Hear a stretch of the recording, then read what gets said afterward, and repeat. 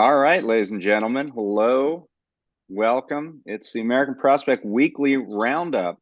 We are in month two of our weekly Roundup activities. I'm David Dayen, executive editor of the American Prospect, and got a treat this time with me, editor at large, longtime staff member of the Prospect, staff historian of the Prospect. We have Harold Meyerson here. Harold, how are you doing? I am doing well, brimming with prospect history that I won't bother to relate. That sounds good. Well, this was a pretty crazy week. Had a lot of stuff going on, but the first thing I think we want to get into, and I'll just say for those of you watching on YouTube, there is a chat on the side there, and feel free as we go along to ask questions. We will endeavor to get to them as soon as possible. So we want this to be as interactive as we can, and so please participate. Okay, so like I said, busy week, but I want to start with something from last week because we had you out on the road, Harold, in Minneapolis. And tell us what you were doing out there and what was going on in Minnesota last week.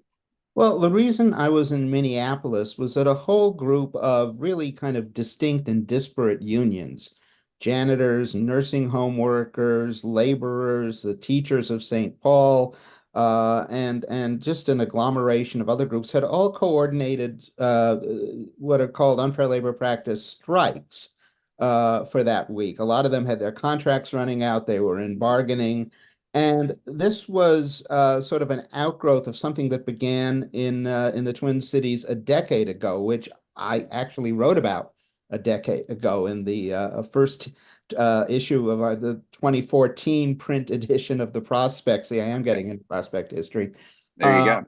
in which a number of citizen action groups, community groups, started meeting regularly with a group of unions, really at the time spearheaded by what was the SEIU's janitors local union, immigrant worker groups, CTUL, which stands for something in Spanish that I will mangle if I try to say, CTUL.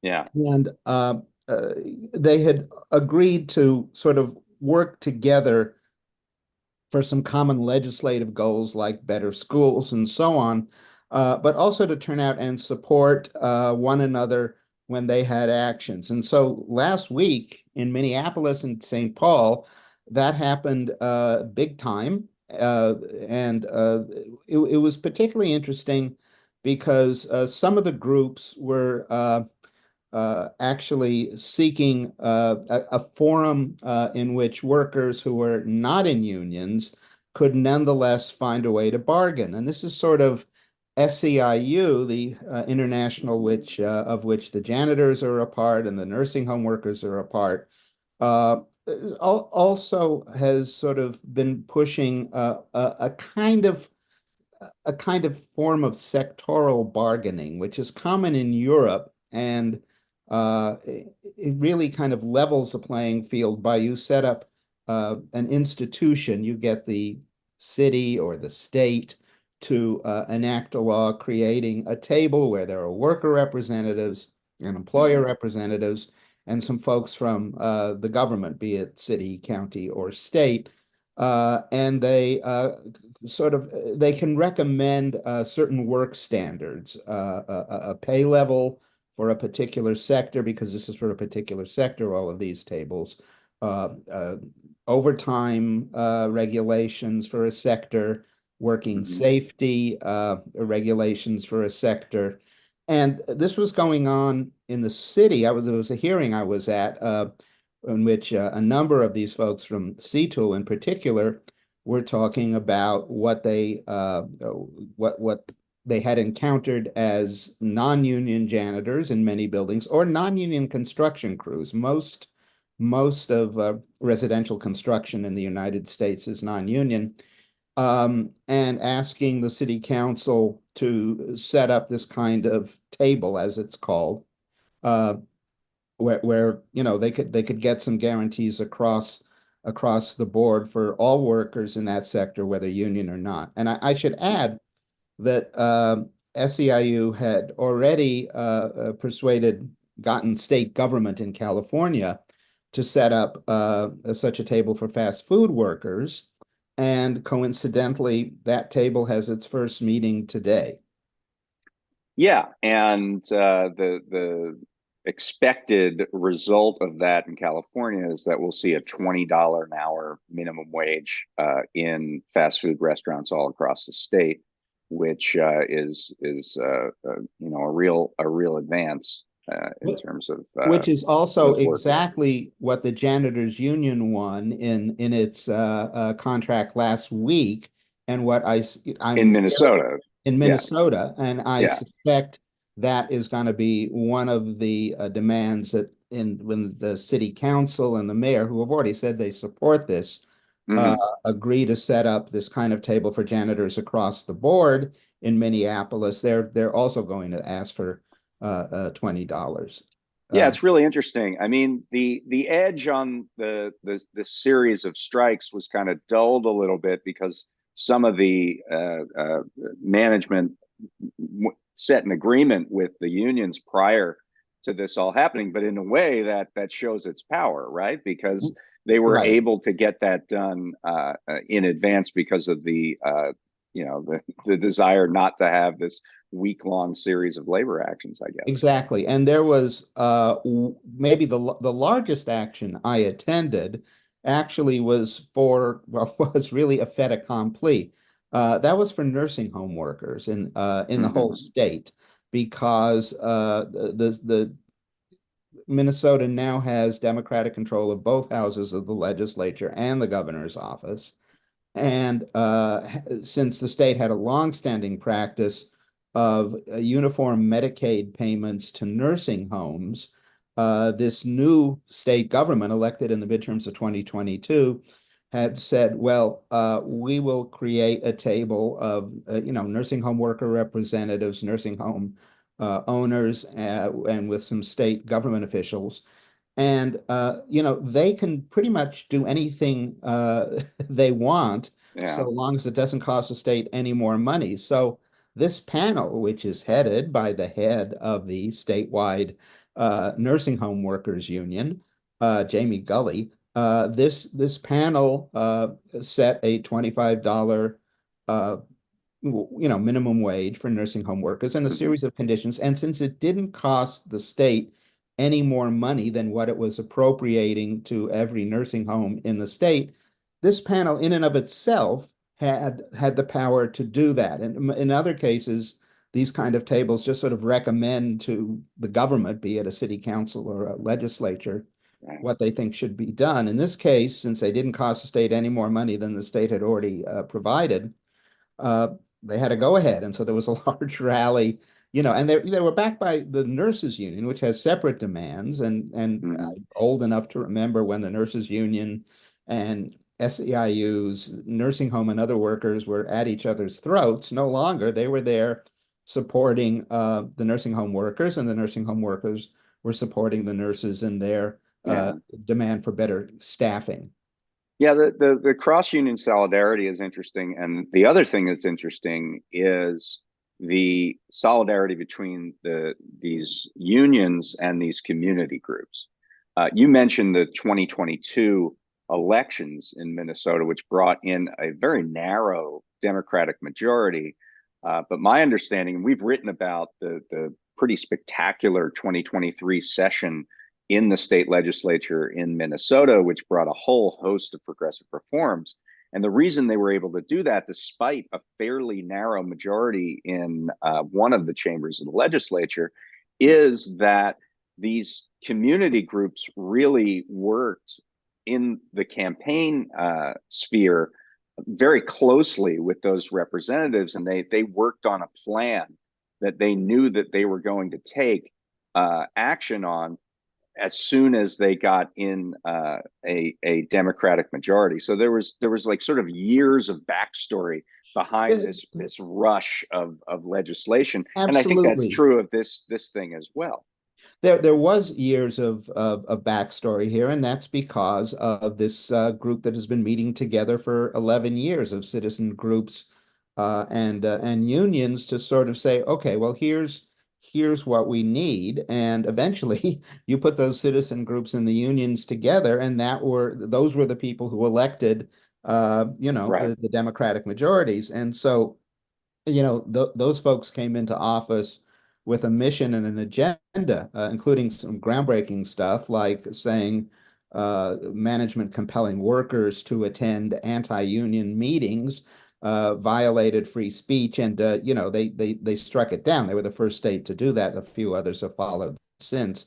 So yeah, it certainly laid the background. And the most interesting, I thought, coming together of a union and or rather of workers and of a citizen, a non, in this case, sort of a consumer group, was a group of renters who want more affordable housing, and the workers on the non-union construction of apartments. There was a major demonstration. They had actually street theater at the headquarters of the largest apartment developer in the area, and they were saying, the apartment developer was saying, look, if we pay the workers more, we're going to raise the rents. So you guys are each other's enemies. Well, I mean, the overlap between these two groups is substantial. And they staged a street theater with holding up cardboard red fish and blue fish who were supposedly opposed, but they ended up with purple fish, the combination of red and blue to show they were united, in the lobby of the office building of this developer. That's funny. Well, it's a great piece, and we were glad that you were able to get out there. It's called Turning the Tables in Minnesota, play on words there. And you can read it at prospect.org. We put it out this week. Well, let's get on to some other stuff that happened this week. So on Tuesday, with entirely little, if any, fanfare, we clinched the presumptive nominees for the 2024 election. This was like the least celebrated presumptive nomination crossing that I've ever seen. Joe, It was on page 15 of Section A of the New York Times. And if that isn't right. that sort of sets a record for obscurity, I think.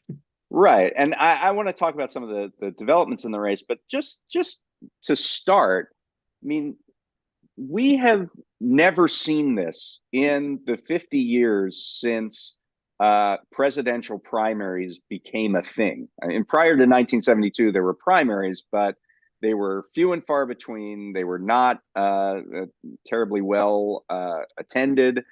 Most candidates didn't appear in many of them, and they were not determinative as to who the nominee of a particular party would be. They were so-called beauty contests, where you could gauge the particular strength of a candidate by how they did in particular primaries. This year, is the first time really since the 1972 reforms that George McGovern and Mr. Fraser, Don Fraser. sorry about that. See, that's why you're the historian. Since those reforms, this is the first year that we've had essentially no primaries in either party. I wouldn't call whatever happened on the Republican side a primary. It was a fait accompli, really from the get-go, and was never close, never within 30 points, like the entire cycle. And same is true with an incumbent, which is kind of what you would expect on the Democratic side. But I feel like, and I'd like to get your thoughts on this, that this has had a real effect on the race as a whole. What we've seen every time that we've had an election since 1972 is that these primaries generate a certain amount of momentum for the presidential election. They generate momentum around certain issues. They generate momentum around certain candidates. They generate enthusiasm and excitement. Remember in 2008 when everyone said, "Oh no, we can't have a divisive primary between Barack Obama and Hillary Clinton," and the primary set records and raised the amount of voter registrations in all those states, and was instrumental, particularly in two late primaries in that cycle, Indiana and North Carolina. Was instrumental in Barack Obama winning those because they got so many voter registrations from enthusiastic primary voters. This time, that enthusiasm is completely gone, and some of part of that is the candidates themselves, perhaps, but I think a lot of that is due to the fact that there just wasn't a primary this year. Well, let's jump ahead from 2008 to 2016. And the fact that Bernie Sanders ran in the Democratic primaries and had, that did several things. It gave him a megaphone that no American self-proclaimed socialist had ever had. Every Tuesday, he was either coming in close or in a few states actually winning. And in many ways, the partial resurrection of American socialism is due to the Democratic Party primary structure. And I was writing at the time, look, if he was running on a third party, he would be completely off the map. So it's not simply that he ran in the Democratic Party. It is also that it was a series of primaries, which gives an insurgent candidate, particularly with a message, a real megaphone. And, that was Yeah. completely absent this year. By the way, So what? I So, want to exploit my senior citizen status and please. note that I was an 18-year-old working for Gene McCarthy at the 1968 Chicago convention. And Hubert Humphrey, who got the nomination, had actually not entered any primaries. Not a single primary, Not a right? single one. Whereas, McCarthy had won the Wisconsin primary and the Oregon primary, and Robert Kennedy, of course, had won Indiana and California and then was assassinated. Right. And part of the anger and frustration, both in the hall and obviously in Grant Park and on the streets, was at the process. Right. So, you know, That's the first thing you said is really interesting because it's not so much that momentum for a presidential election for particular candidates has been blunted. That every 4 years, the primaries are really a moment to test out policy ideas, right. and to sort of gauge the temperature of where the parties are at politically. And we just didn't see that this time at all. And so there's this sort of atrophying of testing policies in the public sphere that I think really shows in how how the next several years will go and what issues will rise at the top. Exactly. Yeah. Yeah. So that's one thing. I mean, the second thing is, uh, we can go in a couple different directions here, but I know you wrote this week about, uh, as we turn the page on the calendar to the general election, there are some things going on both within the campaign by the Biden-Harris administration and outside the campaign by Chuck Schumer that are really notable and suggest that it's sort of we're going to stop being nice and start getting real with respect to the presidential election. Did you talk about that? Yeah, well, I think the fact that, as I wrote, that Joe Biden, almost shouted at least half of his State of the Union, uh, can be taken as a symbol of the campaign starting and the Democrats taking a different tone. Where they Right. have issues where they know they have real public support and the Republicans don't, they're going to be more emphatic. And that was never more clear than when Kamala Harris just yesterday visited an abortion clinic, Mm-hmm. which, to put it mildly, no president or vice president has ever done that, just as no president had ever walked a picket line before Joe Biden did. And this is, this gets the kind of coverage that I think was the Democratic strategists behind this assumed that even, young people not paying attention very much, and yeah, we know the Democrats didn't support the revocation of Roe v. Wade.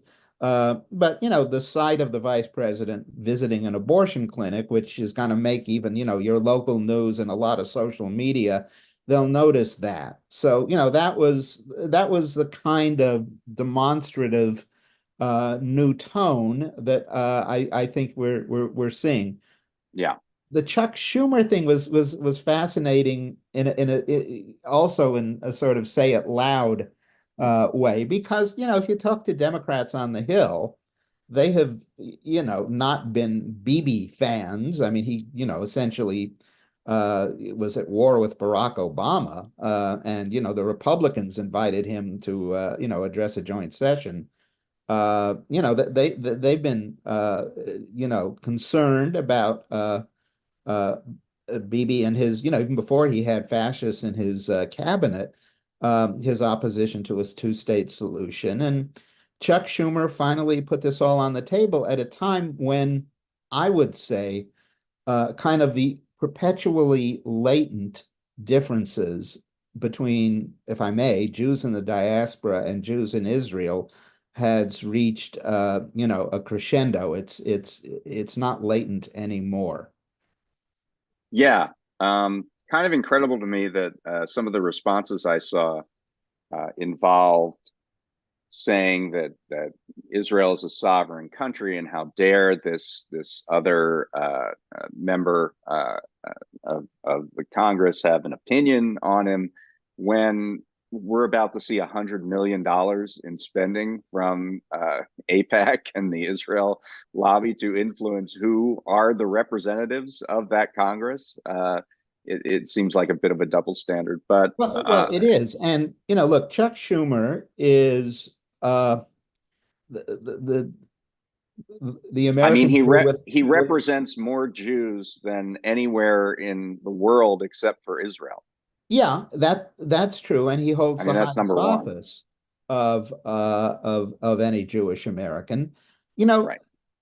there really is kind of a structural difference, I think, and written about this for us once, a structural difference between Jews in the diaspora and Jews in their own country.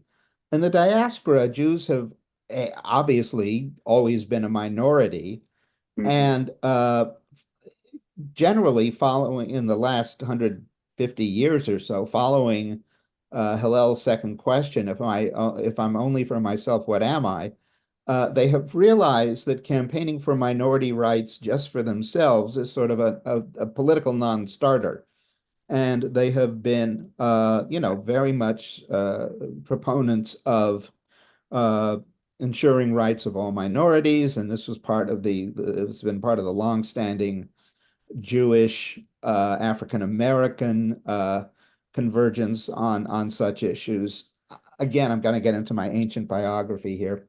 Before I was a journalist, I ran some political campaigns, one of which was for a retention campaign for the California Supreme Court justices who were appointed by Jerry Brown in 1986. They went down in a heap, largely because the Chief Justice was opposed to all death penalties, and that was not a popular position at the time. But the only two groups in California that voted for retaining the justices were Jews and blacks. And I think that was because of almost an instinctual understanding. This was still in with the halo of the Warren Court in people's memory, that courts defend minority rights, that the legislature and the chief executive are there to, essentially embody majority rule. The court is not there for that. The court, in the Warren Court sense, is there to affirm minority rights. Uh, and that's still kind of a baseline, I think, for most American Jews, which is why APAC is well funded, but not necessarily, a beacon of popularity, I think, with a lot of American Jews, if not most, I suspect. Yeah, And I think maybe not well known. yeah, Yeah, Yes. So, but but you that know, coalition yeah, in California wasn't enough no. for you to be victorious. And in fact, it was the last time any California Supreme Court justice lost a retention election, which I guess explains your now presence in journalism and Yeah, not it was the last political time campaigning. I was a political consultant. Yes, absolutely. But that dig aside, Steve in the comments mentioned that this seems to be a trial balloon, and I think that is actually the case. Think about the timing here. Um, this comes right before an expected imminent assault on Rafah, where most Gazans are living right now in squalor, in tent cities and refugee camps, And in hunger. and in extreme hunger. We can get into Luke Goldstein's piece for us this week about what APAC has to say about that. But um, there have been indications from Biden that if there was an actual assault on Rafah, that would be a so-called red line for him. Netanyahu rejected that. So, I think that this, Schumer's statements are kind of a harbinger of what's to come if BB&D crosses that red line. Yeah, I can't for a nanosecond believe that the White House didn't know that Schumer was going to give this speech. Of course they Right, did. He wouldn't right. he wouldn't have He said wasn't that. freelancing. Yeah. No, and Schumer doesn't deal with low-level staff at the White House. Biden knew he was going to say that. I think we have to assume that, and clearly Biden did nothing to stop him. I mean Right. that's how we have to interpret this. And it's just, I mean, this was like a flare that was sent up to the Israeli government saying, Right. if you And go ahead, this is because the most yeah. significant thing in Schumer's speech, more so than the condemnation of Bibi, was one paragraph where he essentially said, you can't count on us to give unconditional aid if you Right. keep going down this path. That Right. really is, from the point of view of Israel, to quote Thomas Jefferson, a fire bell in the night. Exactly.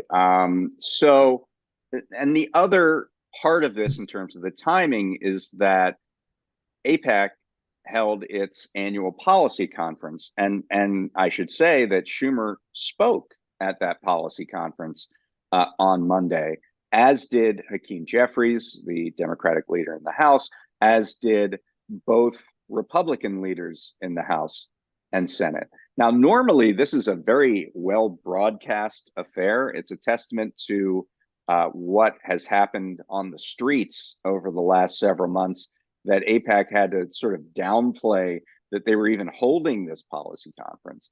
But the purpose of this conference usually is to lobby Congress on whatever it is that APAC is seeking. And we sent our reporter Luke Goldstein over there, and he uncovered what the talking points were for those congressional lobby days when APAC members were to go into the halls of Congress and talk to their representatives, and they are quite stunning. These talking points. Not only do they ask for things that you would expect an APAC led delegation to ask for, like unconditional $14 billion in support for Israel military aid and things like that. But the kinds of things that it actually says about what is happening in Gaza is quite striking. We know that we probably knew that it would say that Israel doesn't target civilians, although 30,000 plus Palestinians are dead, and not all of them are members of Hamas. But the fact that these talking points very explicitly say Israel is not blocking the delivery of aid to Gaza, and that reports that people are starving in Gaza are false, that is just, who are you going to believe, me or your lying eyes? I mean, Really? these are, yeah, go ahead. No, this was the day after the New York Times had a front page story about a 10-year-old boy who starved to death in Gaza. I mean, come on. It's just uh, So it shows the extreme level of the rhetoric coming out of the coalition between the Netanyahu government and its allies in the United States, that are completely at odds with reality, uh, and at odds with pretty long held democratic positions. I'm not talking about, starvation or anything. I'm talking about the two-state solution, right. which is not mentioned anywhere in these APAC lobby documents. I'm talking about the ability to hold to humanitarian international considerations when delivering weapons, which is specifically refuted in these documents. It is said that any kind of criticism from Biden is shouldn't be done. It's really an outlier, extreme kind of set of considerations here. And the APAC conference was not the only such event going on this week because the Senate Republicans and the House Republicans had their yearly one-day retreats. I Right. know the House Republicans were at Greenbrier, but Mm-hmm. the Senate Republicans actually invited Netanyahu to speak. This is on the same day that Schumer delivered his speech on the Senate floor.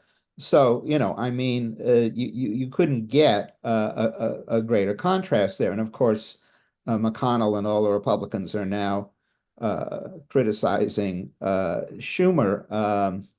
Well, and Uh, then you look at what the House is now saying about how they're going to move these foreign aid packages, which have been essentially stuck since last year. Mike Johnson, the speaker, has now said that he would move those as standalone packages, and believes that maybe even the Ukraine bill would move that way and get majority support, which it would have yes. in the House of Representatives if it were to move as a standalone bill. These talking points that APAC put out says it's now comfortable with a standalone bill. Obviously, that is a tactical change, by the way, but it does show that they're pretty confident that they can get that through. Well, the Uh, stumbling block has been the stumbling block has been the border and the Republican insistence to link Ukraine aid in right, particular to right, a but this Trumpian border policy. that's correct. Yeah, But the stumbling block on packaging these two together has made it impossible for any kind of discharge petition to get any kind of positive support. Because for every Republican you gain who's willing to support both Ukraine and Israeli aid, you lose progressives who are not willing to give unconditional aid to Israel. And so the numbers, you can't get the 218 on the bills that are now being attempted to use for a discharge petition, but you might be able, with different coalitions, to get the 218 on separate standalone bills. And so it looks like that's what they're going yeah, for. and there was no way you were going to get 218 if one party or the other's border position was I mean that's a kind of very difficult to reconcile set of positions. So that has been until now, obviously the major stumbling block to these two foreign aid packages.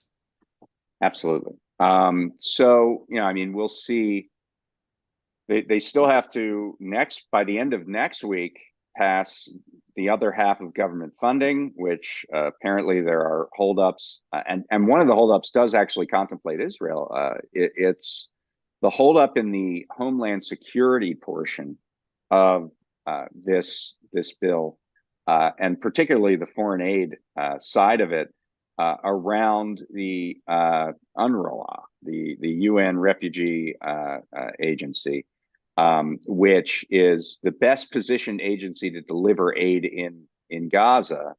And the U.S. Has, at least initially accepted the claims of Israel that members of that agency participated in the October 7th attacks. That there's been no evidence that has been shown that for that to be the case, but it's really holding up the bill. I should say it's the United Nations Relief and Works Agency for Palestine refugees in the Near East. It's really holding up the bill because there doesn't seem to be any kind of ability to compromise on that between Democrats and Republicans, and so we actually may be stumbling into a sort of a backdoor partial shutdown now. Although I don't think either side really wants to do it, but there doesn't seem to be a way to bridge that and certain other divides, and so you might end up having what's interesting is this shutdown. The biggest element of it is defense. I mean, that's the biggest element of the appropriations package that needs to be passed. Unclear what we're going to see there. Well, given Mike Johnson's track record, any pending legislation, and there's no way any pending legislation is a slam dunk. Yeah, that's true. The Republicans are such a deeply self-subverting caucus that you just can't be sure of anything. All right. I wanted to also talk, as long as we're initially in the beginning part of this conversation, before talking about Israel, we were talking about the election, 2024 election. And we had a piece today from Stan Greenberg and Paige Gardner about what he terms, and I've seen others term, dual haters, the folks who have negative connotations with both Trump and Biden, and what their concerns are and what the potential way would be for the Biden campaign to win them back. And so could you talk about, because you worked on this? Sure. Since I edited that piece, I'm happy to talk about it. Essentially, Stan Greenberg's polling operation did a really substantial poll of 2,500 people who basically said they couldn't stand either Trump or Biden, with significant overpolling of blacks and Latinos and Asian Americans.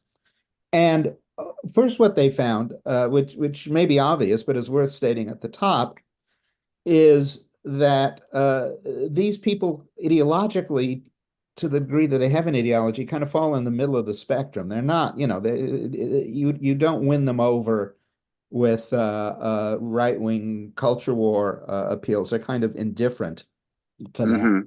Where you do find that they, strongly support what you would call the Democratic position is on, in two things. First of all, abortion, obviously. I think the gap between within this group of people who were opposed to Roe v. Wade, it was 44 points. The number of people who disapproved of that and wanted abortion to be legal exceeded the people on the other side by 44 percentage points. That's interesting because I've seen some reporting today about how presidential elections bring out folks who don't participate in primary elections, and they might not have as strong views about abortion specifically. But this is a very determinative. You're talking about the ultimate swing voter when you're talking about people that don't like Biden and don't like Trump.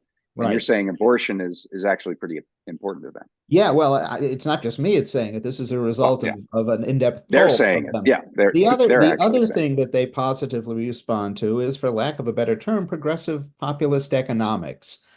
These are folks who really want taxes raised on corporations and the rich. These are folks who support affordable childcare legislation, things like that. And so, what Stan, who is an eminent pollster, and Paige Gardner, who's headed a number of organizations that really would devoted to sort of, mobilizing and getting to the polls single women, and in particular, what they uncovered was that, Biden has to be loud, and the Democrats have to be loud on progressive economics and abortion. And this gets back to the first thing we were talking about, which is Kamala Harris's Yeah, visit to an abortion clinic. It was all, it's almost as if they read yeah, the poll and said, well, these are people who don't pay much attention to the news, but I bet if you go to an abortion clinic, you're going to be all over the news. And yeah. it's a message Sounds like they're message given and message, I hope, received. sounds like they're picking that up, and it does sound like they're picking up sort of the progressive populist economic side, particularly around things like junk fees. The administration today announced that they are requesting removing an origination fee from federal student loans that must have been there back from when they were privately funded. The banks probably threw an origination fee on there to just add to it. But now these are federally issued student loans. There's no reason for an origination fee on federally issued student loans.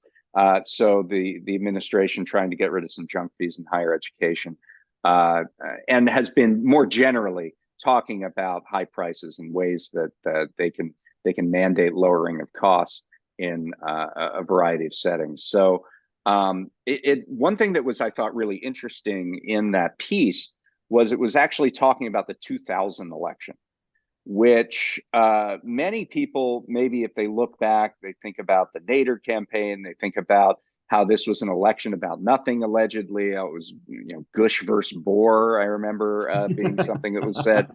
But what really happened in that election is that Bush was way ahead. It was sort of the pendulum swing. There was 8 years of Democrats. It looked almost certain that a Republican was going to win. And then Gore comes out in the Democratic National Convention and gives an incredibly popular people versus the powerful speech and makes up a 17-point deficit, to the point that he actually wins the popular vote, as we all know, sadly enough. So to me, this seems like similar territory. And Well, of course, Stan was involved in that. yeah, well, the I covered that convention for the LA Weekly, and the convention was in Los Angeles. So we actually put out the Weekly actually put out a daily for that 1 week. And in the beginning of the week, the word was that the campaign had suddenly turned to Stan Greenberg, who was saying, you gotta change the theme to this. And Gore absolutely did that. And I remember that he gave that speech, and then later that night I had dinner with my friend E.J. Dionne and Mike Tomasky and Dan Balls at the Washington Mhm. Post. And the entire discussion was, okay, Greenberg, appears to have prevailed, and there was no polling yet to show, but all of us thought Gore had no place to go but up at that point, and he sure did. Yeah, absolutely. Of course, that was a time when people actually watched convention speeches. Yeah, yeah, So, I mean, this is the fragmentation of our media and political landscape is a challenge it for any sure is. candidate. Okay, so let's move on to something that I wrote about that you helped me with this week, and that is it's about insulin. So a year ago, Novo Nordisk which is one of three insulin manufacturers. Insulin, as we know, has been around for over 100 years, and yet parts of it are still on patent. Several insulin drugs are still on patent, despite being a 100-year-old tool to help manage diabetes. And prices have had tripled over the course of a decade. Uh, and so there was a lot of use of insulin as sort of a poster child for the out of control drug prices that we see in this country. A year ago, all three of the major manufacturers started dropping their list prices for certain drugs. And part of this was because of the precedent set by the Biden administration to cap insulin prices at $35 a month. That is for seniors in Medicare. But the other part of it actually came from a completely different bill. It came from the American Rescue Plan, believe it or not, which changed things around the rebate function in Medicaid. And it's complicated, but the upshot of it would have meant that if insulin companies kept their prices at the same level, they would have to have paid Medicaid something like $150 for every prescription of insulin. So being of sound mind and not wanting to do that as a for-profit business, they decided to drastically drop the list prices, not the copay cap, but the actual price that they're charging for insulin. So I took a look at Novo Nordisk making this. They dropped the list prices on several of their insulins. One of them was a drug called Levemir, which is a long-acting insulin. And just a few months later, last November, they decided to discontinue Levemir and said that the supply disruptions would begin to dry up in January, which is the same time that the price reduction was supposed to take effect. And it turns out that there are only two substitutes for Levemir that are long-acting insulins. Basically, the way the insulin works is that you have to take some that's short-acting with meals if you're doing injections. There's also an insulin pump, which has it constantly running, but some people can't use that. So if you do injections, you either take the short-acting with meals, and then you take a long-acting one to sort of work in the background. And Levemir is the long-acting one that works in the background. There are only two substitutes. One of them, it's exclusively made by Novo Nordisk. It's on patent. And surprisingly, it was not part of that announcement that it would lower prices of insulin. And it cost, in fact, over 3 times as much per vial as Levemir with its newly dropped price. So I looked into this and talked to some patient advocates who are dealing with this. And one of the things they told me is that Levemir was set to go off patent within a few years. And when they reached out to generic manufacturers who could produce a biosimilar Levemir, they said it would take about 3 to 5 years to get this done. And Levemir would have to stay on the market for a variety of reasons. The first being that people, if they had that gap, they wouldn't go back to Levemir probably, number one. And number two, you need samples of the product in order to do the generic version, in order to produce it. And if it just is discontinued, it would be hard to get samples. So there were a few reasons why taking it off the market would restrict the ability to create a generic, and generics are usually drastically cheaper than the finished product. This is a common theme, particularly in insulin, but in prescription drugs more generally, where a drug goes off patent and they decide to discontinue it in favor of a drug that's still on patent. And that just sort of keeps this gravy train rolling, where even if a drug is 100 years old, like an insulin, you can just sort of replace it with something new, replace it with something new, replace it with something new, and always have this monopoly patent exclusivity where you can set the price wherever you want. So that was the story. And connecting that to some of the other things we've been discussing, as part of the Inflation Reduction Act, of course, it said that Medicare could identify 10 drugs. It would negotiate with the drug makers on price. And in his State of the Union address, Biden said, well, that's one of our achievements, but I want to expand that list of 10 to 500 drugs. Right. And as much as, in the Stan Greenberg polling, there are people who can't stand both Biden and Trump. Even a larger number of people can't stand the pharmaceutical industry, at least. Right. And so that too Well, is, I would say this is why. Yeah, no, This is why, that's because yes. they make these PR announcements and they say you're going to get cheaper drugs, and then they take the drug off the market and replace it with something that's more expensive. This is why people are frustrated. Yes, and I think I've seen, there are now some of the pharmaceutical companies that make those 10 drugs are now going to court with all kinds of, Yes, bizarre arguments, including, well, if you reduce the price, that's ultimately going to be more expensive for the patient. So, that's right. the kind of reasoning I expect out of, maybe Sam Alito and Clarence Thomas, but Yeah. it's just completely absurd. Definitely. So yeah, I mean, obviously, drug prices are going to be something that's going to be a major theme. I think Biden has certainly signaled that in the campaign. He's also asked for the $2,000 out-of-pocket cap on medical expenses more generally, which was put in the Medicare program. Actually, it won't hit 2,000 until next year. This year, I believe it's at 3,200. He's asked for that to be applied to private insurance payers as well, to cap annual copays at that level. So Yeah, and that's that going to be a big fight. Mm-hmm. Yeah, I mean, and this is precisely the kind of issue that if Biden's going to prevail in November, the Democrats have to be banging drums about between now and then. I mean, they're either going to, win or squeak through, however, on the basically fundamental economic populism, or they're not going Right, to squeak through at all. right. I have a question from the chat that goes back to when we were writing or talking about Israel and APAC.